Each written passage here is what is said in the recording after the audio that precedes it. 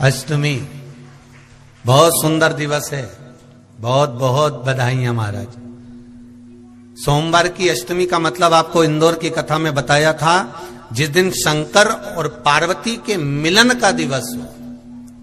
और केवल एक माता पार्वती के अकेले मिलन का नहीं, 64 योगनियां तक भगवान शंकर से मिलने के लिए आती है। जिस लड़के की शादी नहीं हो रही हो, सोमवार की अष्टमी पढ़ने पर एक लाल फूल चंदन में लगाकर जहां पर अशोक सुंदरी का स्थान है, उस अशोक सुंदरी वाले स्थान पर ले जाकर अगर सोमवार की अष्टमी पढ़ने पर लड़का या लड़की जिसका विवाह नहीं होता वो चढ़ा देता है, मात्र 3 महीने में उसका विवाह पक्का हो जाता है। मात्र 3 महीने। अशोक सुंदरी का स्थान शिव।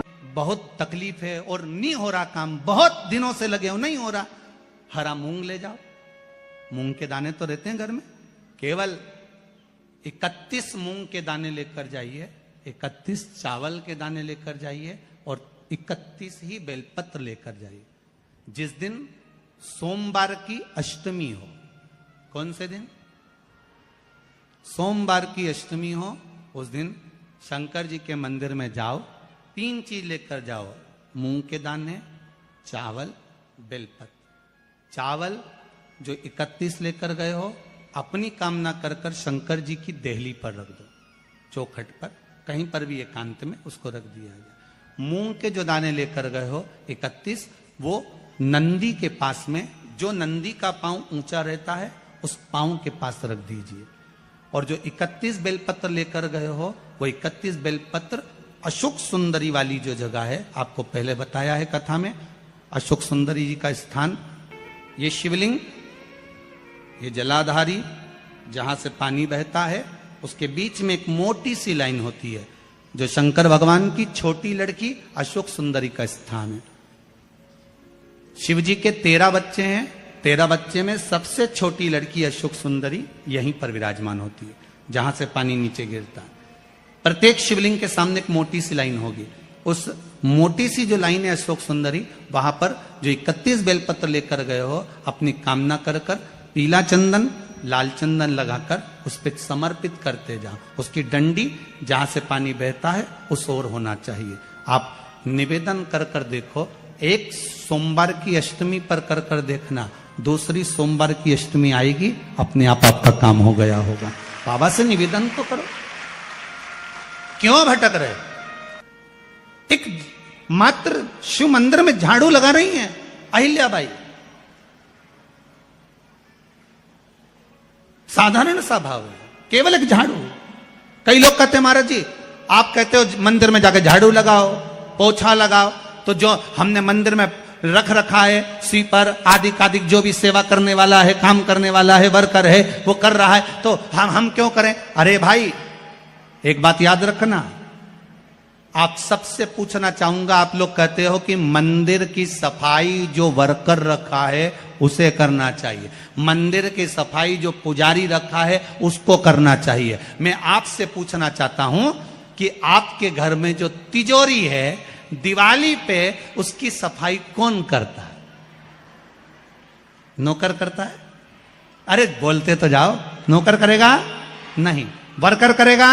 नहीं। स्वीपर करेगा? नहीं। तिजोरी की सफाई कोई दूसरा नहीं करता, तिजोरी की सफाई हमें करना होती है। उसी तरह मंदिर की सफाई ना पुजारी करे, ना कोई वर्कर करे, जो दर्शन करने जाए वो करे, क्योंकि ये तिजोरी है हमारी, ये तिजोरी है हमारी, यहां से हमें मिलता है, ये मेरा देव अधिदेव महादेव देता है। और धतूरे का फूल,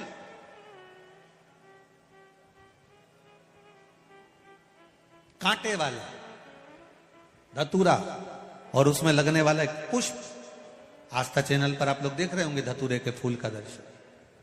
धतूरा और धतूरे का पुष्प, छोटा सा पौधा है, ज्यादा बड़ा नहीं है, कांटा लग रहा है, धतूरा लग रहा है, और उसमें भी साधारण धतूरा नहीं, जिस धतूरे के नीचे की डंडी लाल कलर की होती है, अगर वो सोमवार की अष्टमी को देव अधिदेव महादेव को समर्पित करी जाती है, तो उसके घर में कभी संपदा की कमी नहीं होती है। वो धतूरा है, साधारण नहीं है।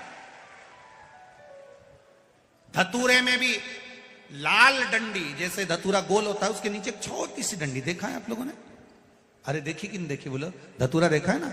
धतूरे के अंदर एक नीचे छोटी सी डंडी होती है, जब तोड़ोगे तो वो डंडी का कलर अगर लाल है, वो डंडी का कलर अगर लाल है, और कभी हम तो कहेंगे जैसे बड़ी बीमारी जिसको हो जाती है, लीवर, किडनी, कैंसर आदि आदि बड़ी बीमारियों से जो जूझ रहा होता है, प्रयास करो, प्रयास महामृत्युंजय का जाप कर कर, महामृत्युंजय का स्मरण कर कर, एक लाल डंडी का धतूरा प्रयास करना, एक धतूरा मिल जाए या 5 धतूरे मिल जाए किसी भी एकांतेश्वर महादेव पर, जो शिव मंदिर एकांत में हो, जहां कोई जाता आता नहीं हो।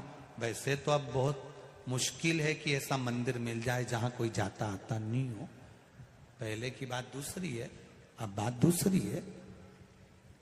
फिर भी कहीं आप रोड पे से निकल रहे हो, एकांतेश्वर महादेव अगर आपका दिख जाए, बहुत बीमारियों से ग्रसित हो, तो भी महामृत्युंजय जाप का स्मरण कर कर या किसी विद्वत ब्राह्मण जन से महामृत्युंजय मंत्र का जाप कराकर, या भगवान शिव के मंत्र का जाप स्वयं कर कर, वो भी ना बने तो पंचाक्षर मंत्र नमः शिवाय, षडाक्षर मंत्र ओम नमः शिवाय, या श्री शिवाय नमस्तुभ्यम जप कर वो लाल डंडी का धतूरा 5 एकांतेश्वर महादेव को आप समर्पित कर सकते हो। रोग थम जाएगा, जो दवाई खाओगे वो शरीर को लगना प्रारंभ हो जाएगी और आप स्वस्थ होना प्रारंभ हो जाएंगे। अगर बड़ा रोग है, देवी शंकर के मंदिर में जाओ, शिव जी का पूजन कर कर जब वापिस आओ, तो शंकर भगवान के मंदिर में जो बाहर नंदी बैठता है, उसके कानों में ओम नमः शिवाय बोलकर अपने मन की कामना उसके कानों में बोलकर आप आ जाइए, आपकी कामना 3 महीने में पूरी हो जाती है। नंदी के ईश्वर भगवान का स्मरण करिए। अगर 7 बेलपत्र आप शंकर को समर्पित करते हो तो 1 बेलपत्र नंदी भगवान पर भी अवश्य समर्पित करें। नंदीश्वर भगवान शिव को समर्पित, 1 बेलपत्र नंदीकेश्वर की ओर चढ़े। और बहुत ध्यान दीजिए महाराज, अगर कोई काम अटक रहा है, नहीं हो रहा, बहुत प्रयास करा, तो भगवान शंकर के मंदिर में 5 बेलपत्र चढ़ाइए। और शंकर भगवान की जो छोटी लड़की है अशोक सुंदरी, आपको बताया था ना अशोक सुंदरी का स्थान, भगवान शंकर की 6 लड़कियां हैं, उसमें से सबसे छोटी लड़की अशोक सुंदरी की जगह पर 1 बेलपत्र चढ़ाइए। फिर 1 बेलपत्र नंदीकेश्वर पर चढ़ाइए, और नंदीकेश्वर पर चढ़ाने के बाद भगवान शंकर के मंदिर के बाहर चौखट पर दिया लगा दीजिए साइड में, और फिर अपने घर पर आ जाइए, आपका कार्य सफल होना प्रारंभ हो जाएगा।